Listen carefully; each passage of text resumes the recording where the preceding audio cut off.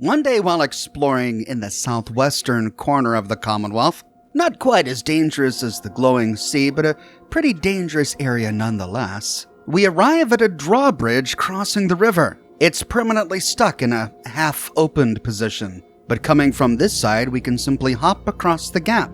And on the other side, we have to kill some mongrels.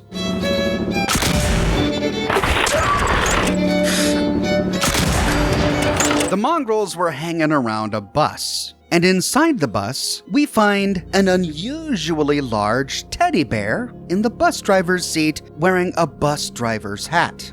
Unusually large junk items like this are rare in Fallout 4, and they can be saved to be used as settlement or player home decorations. If we loot the oversized teddy bear and then drop it from our inventory, it will retain its large size. Veteran Fallout fans will remember that in Fallout 3 we had to be careful when looting overstuffed items if we already had that miscellaneous item in our inventory, because in Fallout 3 they would stack, and then the oversized item would take on the attributes of the item it stacks with. We would therefore lose its unique properties. But they changed how that works in Fallout 4. Even if we already have a teddy bear in our inventory, and even if the oversized one stacks with it, its unique properties are maintained. We can drop both of them, and the unique one will still be oversized. This makes hunting for unique collectibles in the game a lot more fun. With our overstuffed teddy bear in our bag, we move forward and turn right to discover the ruins of a pre-war marina. Getting closer, we learn that this was called the Egret Tours Marina. In the parking lot, we see a couple of traffic cones pointing out the position of a frag mine. Oh, well, that's handy. Preston, come on now. Don't you see the cones? Don't walk. Oh, God. Jeez, all right, we're going to loot that. God, Preston, we just got lucky. But then moving closer to the structures, we find more frag mines that aren't marked by cones. Oh, I see. That first one was just a warning. Someone has mined this place. But who? And are they still here? To find out, we open a big blue door to the primary structure. Inside, we find a woman behind a sandbag barricade pointing a gun at us. Kid, I don't know who you are, but you better clear out before I go haywire and blast you. I don't want any trouble. I'm just passing through. Bullshit. No one comes out here. You can't lie to a synth, kid. We can hear it in your voice. Get that gun off me, or you'll regret it. Oh, I'm shaking right down to my circuits. You can't scare a synth, kid. Whoa, slow down. I just want to talk. Right. You just strolled in out of the Commonwealth looking for synth to talk to. Go haywire? What do you mean? It means I'm a synth, you numbskull. And if you don't take off, I'm liable to put a hole in your head. Really? You're a synth? I've never seen you at the meetings. You think this is a joke? They take people out of their beds and replace them with things like me. Machines. What makes you think you're a synth? Blackouts. People I've hurt that I don't remember. You're nuts, lady. Maybe that's just how they programmed me, so I wouldn't blow my cover when I started shooting. Calm down. Tell me what's going on. They've got something they use to control us, to make us do things we don't want to do. Any second now, they might send some signal, or I'll see the color orange, or whatever it is they do, and boom, one more dead fool. Now, are you gonna get out of here? Or wait for them to make me kill you? If we're a member of the Brotherhood, we find an option here to execute her. You've openly admitted to being a synth. As a member of the Brotherhood of Steel, it is my duty to see you purged. The Brotherhood of Steel? You're welcome to try. Opening fire.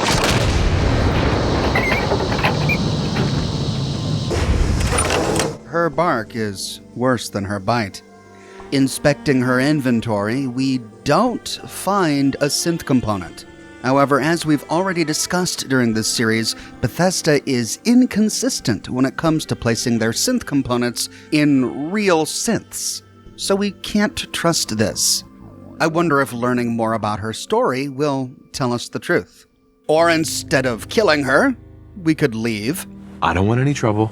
I'm leaving. Glad to see you don't have a death wish. Now, get out of here. She puts the gun down, and we can leave. Or we could come back. And if we do, she doesn't seem to be too upset by it. Hey, Phyllis. Kid, just get on your way. What on earth makes you think I want to talk to you? I don't know what you're looking for, but you better find it and get out of here. Or we could pass a yellow charisma check to convince her to lower the gun. And if we fail... We're just talking, so why don't you just ease off the trigger there? Kid, you must have been kicked in the head by a Brahmin if you think that's happening. But if we succeed... Fine. But don't think this means you're welcome here. Got your looky-loo at the synth? Ready to get out of here before they make me hurt you? we get the same result. Both failing and succeeding at that yellow charisma check unlocks a new orange charisma check where we can tell her that we're just looking for a place to rest. Look, I just need a little while to catch my breath. You're a terrible liar, kid. Whatever. Just do what you came here for and get on your way. You're a terrible liar, kid. Whatever. Just do what you came here for and get on your way. But again, whether we pass or fail this charisma check, we get the exact same dialogue and the exact same result. She lowers the gun and we can walk around and inspect the place. Or we could try to pass an orange charisma check to learn her story. And if we fail... There's gotta be more to this. What happened to make you think you're a synth? Boy, you are just dumber than a mole rat. Do you not get that I'm dangerous? Fine. She lowers the gun, tells us to stay out of her stuff, but otherwise, we can explore the place. But if we succeed... Look, you're taking a risk staying here to talk to me. But if that's what it'll take to get you to leave... She begins to tell us her story. But what if we don't have very good charisma? In that case, to learn her story, we have to explore the house. Heading upstairs, she again warns us to stay out of her stuff. And upstairs is where we find her stuff. In addition to a weapons workbench and a floor safe, we find Phyllis's terminal. She's repurposed an existing pre-war Egret Tours Marina terminal. Egret Tours, exploring the Charles River since 2042. User Phyllis Daly signed in. We can start by reading the pre-war tour schedule. Tour hours. Hour-long tours are available starting at 8 a.m. and running every 2 hours till 4 p.m. Daily fishing tours are available evenings starting about at Japahobajig. Jigga jigga vaja wujig. Awaja waja rumpavajig. Arabe jipajibik good. Error. Log corruption detected. Okay. Backing out, we can open the nearby safe, and then we see that Phyllis has started recording her own personal logs. Inside, we find 3 entries. In the first, had to leave. I left the others 3 days ago. Had to get away. It wasn't safe for them. Wes tried to wake me up from one of the nightmares, the one where the metal rad roaches climb under my nails and scurry up through the skin into my brain. Before I knew what was going on, I had a gun to his throat. They tackled me before I could do it and said it wasn't my fault, but the looks they had when I said he was wearing my face told me it was time to leave. Nothing left for me there, and I don't want to hurt anyone else. In the next one, the field. Can't sleep. More nightmares. I'm in the watchtower looking out over the field in the night. It's raining, and I see a lantern in the field. It must be raiders out in the corn. I sight down the scope and see one of those machine men. It has him by the wrist, dragging him off. I take the shot. It's clean. The machine man falls to the ground. Running through the field to him, I can smell the corn and the rain. But when I get there, it's him on the ground, bleeding, and the machine is gone. I look back up to the tower and see myself standing there, looking down the scope. I dive into the corn as the shot rings out and start to smell blood and oil. reaching for the gun on the ground, and the metal skeletal hand isn't my own. I look down in the puddles of rain and blood and oil at my reflection and see my face start to tear in shreds as my metal hands rip it away. In the final one, Samuel, I tried again to end it. I was out on the wharf trying to look through the fueling station when I glanced at the water. He was there. In the reflection, my grandson Samuel, and my arm was around him. Then there was a noise, and my reflection's eyes glow red, and when it opens its mouth, there's static. Then the static turns into a scream, and it puts the gun to Samuel's head and pulled the trigger. I can still feel some water in my lungs, but their programming won't let me end it. My body climbed to the shore on its own. Phyllis is plagued by nightmares. She has repeatedly placed people around her in danger, and it sounds like she did something to her grandson Samuel. Backing out, we hear her behind us. I thought I told you to stay the hell out of my stuff. You claimed you're a synth. I was just looking for some proof. Yeah, I read your terminal. And I know you killed your grandson. I saw what you wrote about Samuel. Fine.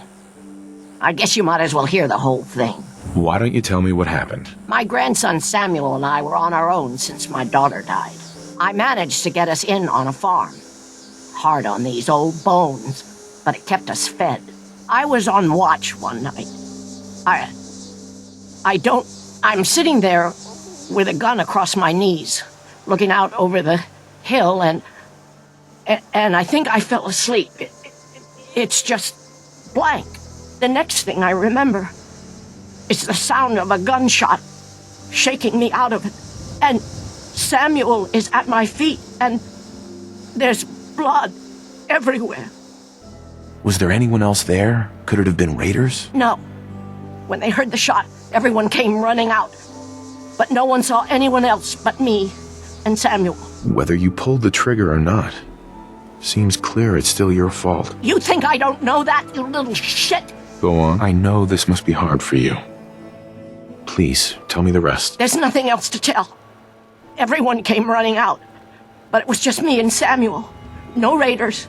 No gunners. Just blood.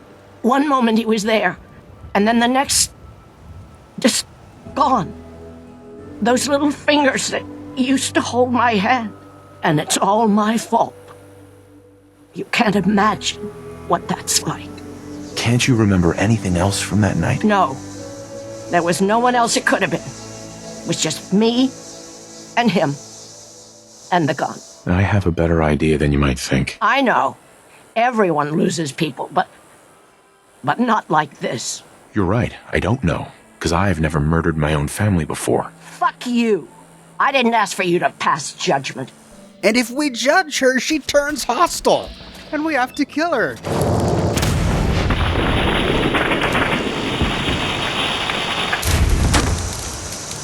Or we can empathize with her by sharing our own personal tragedy. I saw my wife killed, my son taken, and was powerless to stop it. I understand how you feel. I didn't... I hope you find him. Family is the only thing worth a damn in this world. But I guess he wasn't really my grandson. They must have just given me those memories. 'Cause who could have done that to their own flesh and blood? Now you know why I'm here, and why you need to leave before they make me kill again. I'm a synth, and I can't be trusted. Can you explain it to me again? Look, I already told you. My grandson Samuel was shot, and the gun was in my hands. Either I'm a synth, and they made me do it, or I killed my own grandson. Never mind. It's none of my business. Good. Now please, just go. If we choose this option, she walks off, but we can still interact with her and jump right back into the conversation.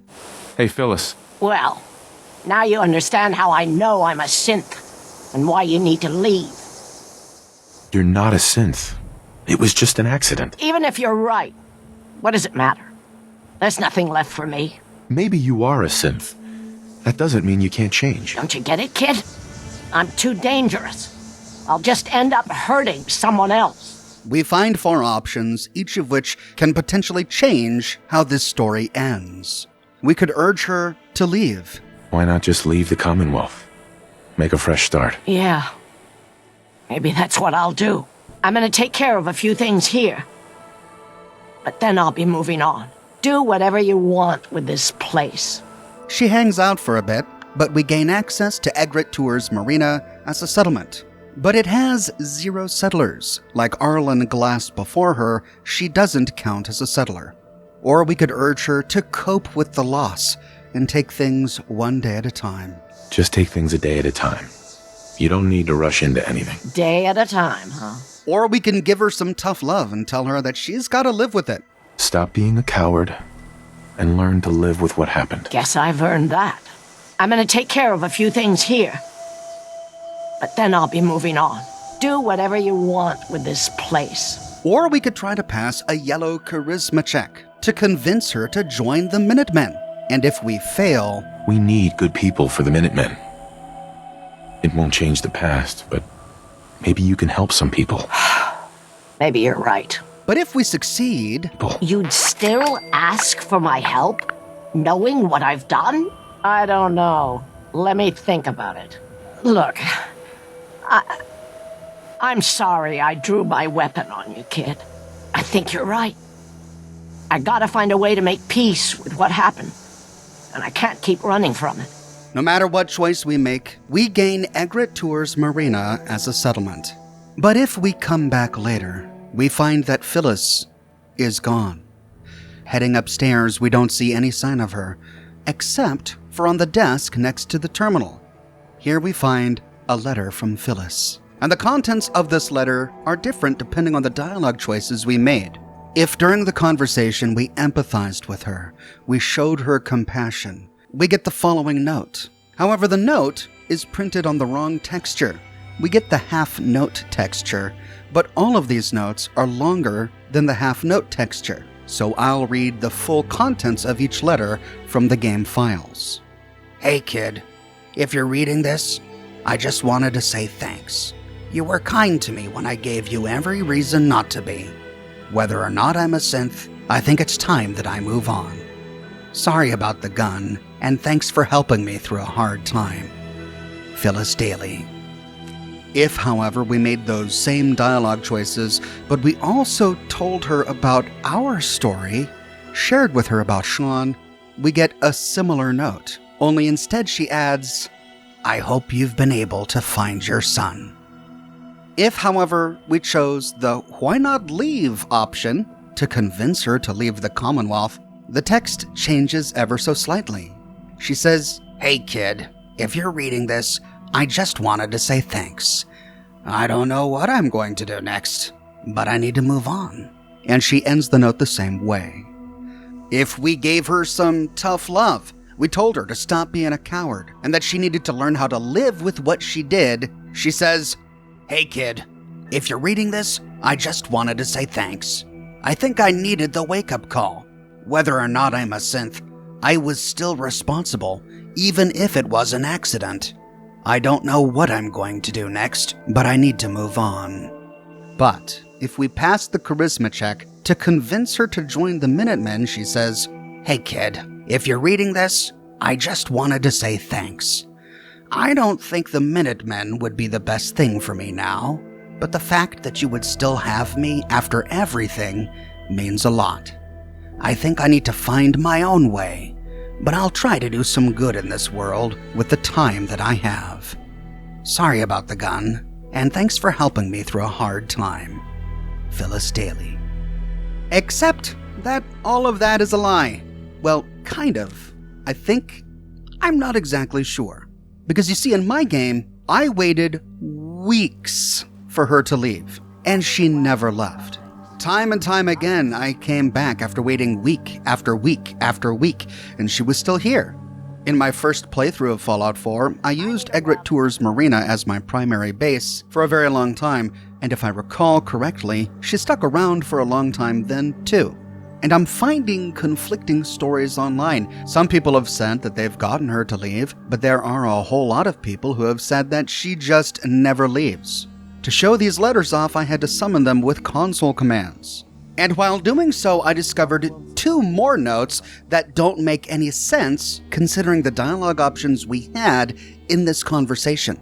We find a version of the note where she thanks us for getting her in touch with the railroad who help her find a fresh start, which gives us the impression that the railroad at least is willing to conclude that she is a synth and they relocate her. And we find a version of the note that suggests that we sent her to Covenant to see if the people of Covenant can figure out whether or not she really is a synth. In that version of the note, we get the impression that she ended up killing herself while being held in captivity there.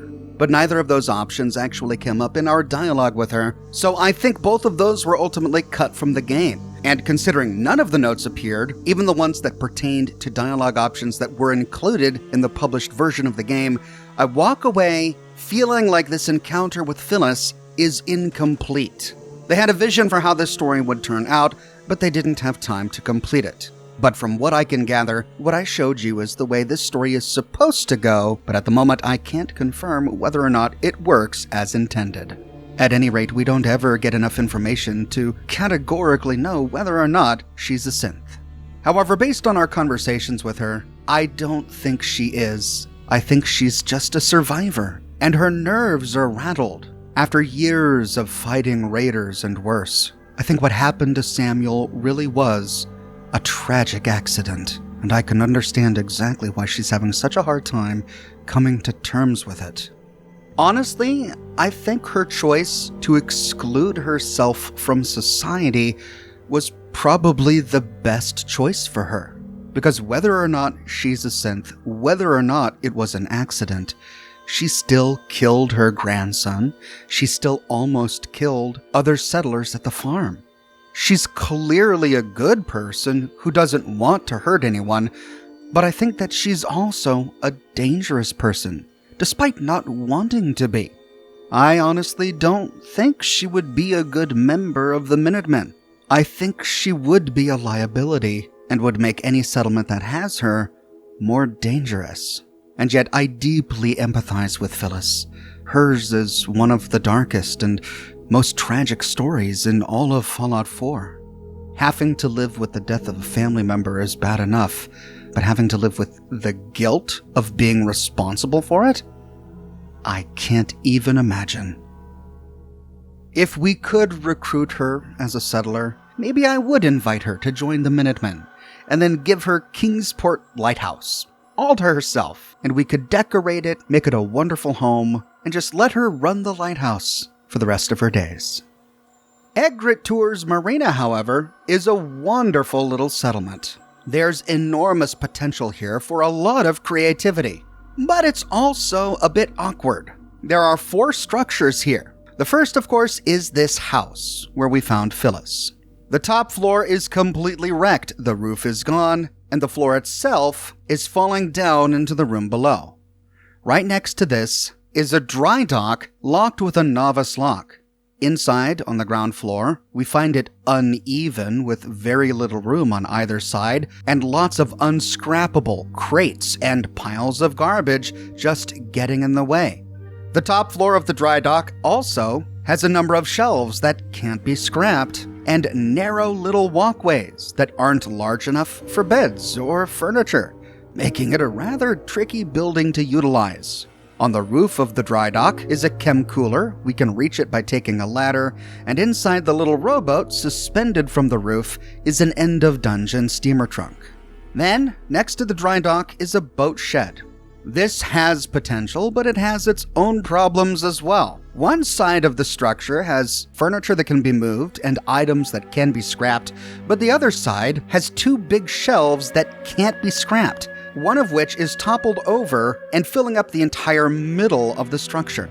And finally, on one of the docks is a refueling station / snack shop.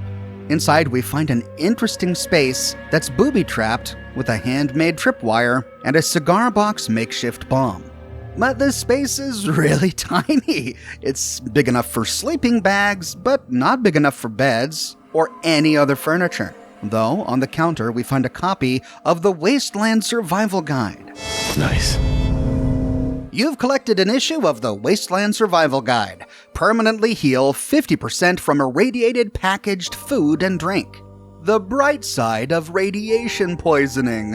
Why me? So, like I said, interesting location, but tricky. I'll show you what I did. Starting with the house, I was frustrated that I couldn't patch up the floors or the walls. Without using mods or console commands, there's no way to nest any of the wall tiles inside the broken ones to fill these gaps. So I decided to section off the broken portion with walls. I then patched up the roof by laying flat roof tiles on top of it. Many of the floor tiles that you'd think would be perfect for patching this floor wouldn't work.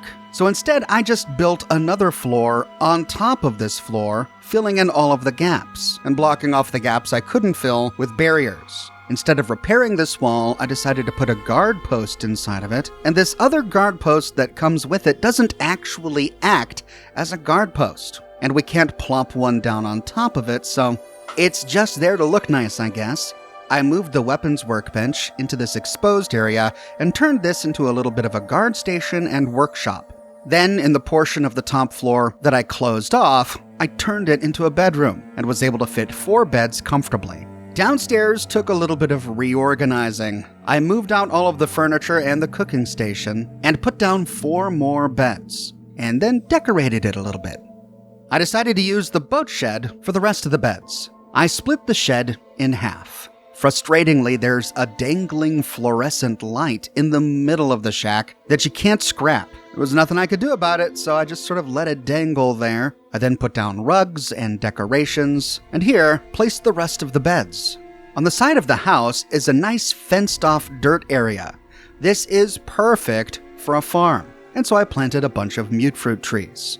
I decided to turn the dry dock into the generator room. In order to find room for all the generators, I placed bridges from one platform to the next and then built floors on top of them. Here I placed all of my generators and then wired up the dry dock with electricity. From here, I was able to stretch electricity both to the house and to the boat shed. I figured it would be a really long walk for settlers to have to go into the dry dock and around the generators and through the opposite wall just to get to the boat shed to go to sleep at night. So I created a little bridge across the water here to make the travel shorter. As we place down a settlement recruitment beacon, we have to make sure that we've looted all of Phyllis's landmines. We find them periodically spread all around Egret Tour's Marina, and if we miss any, the settlers can trigger them. Thankfully, I think this guy survived. You okay? Yeah, he's okay.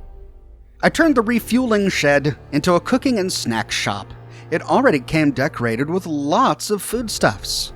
I found some tins of fish inside the boat shed. I moved them all over to the snack shop. I moved the cooking station just outside and placed down some seating. For defense, I added a few more guard stations out by the main road and 2 stands of turrets. And for water, well, we're surrounded by water. It's an excellent spot for a large water purifier. Without using mods and console commands, I quickly met this settlement's build limit. Each settlement's build limit is dictated by the number of polygons that are in the settlement area. I was hesitant to scrap anything because I think junk and existing items add character to a settlement, but the only way to reduce the settlement budget is to just start scrapping things. I found myself in a position where I needed to start scrapping tires and sandbag barricades and other junk just to get enough budget back to be able to place down my animal traps. After a lot of tinkering and a lot of work, I finished Egret Tour's Marina and turned it into a thriving settlement. Here's a before and after montage.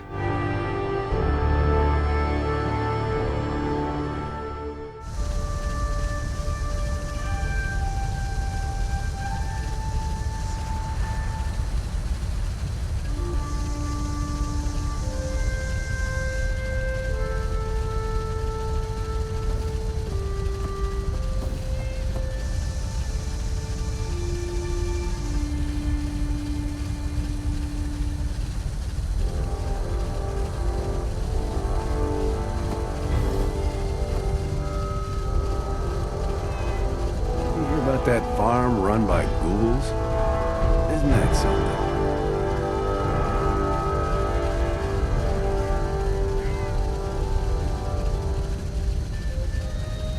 What are your thoughts on Phyllis Daly? Do you think she's a danger to society and she shouldn't be anywhere near people? Or do you think that she'd be a good member of the Minutemen and all she really needs is a new community that she can call home? Let me know your thoughts in the comments section below. I publish new episodes in this series each and every week, so if you don't want to miss the next one, be sure to subscribe and to click that bell notification button. If you like what I do and you want to support me, you could become a member here on YouTube, a patron on Patreon, or you could buy my plush and my unique designs from my merch shop. But more than anything, I'm just so glad you're here watching this video with me today. Thanks so much for watching, and I'll see you soon with the next episode in the full story of the Minutemen.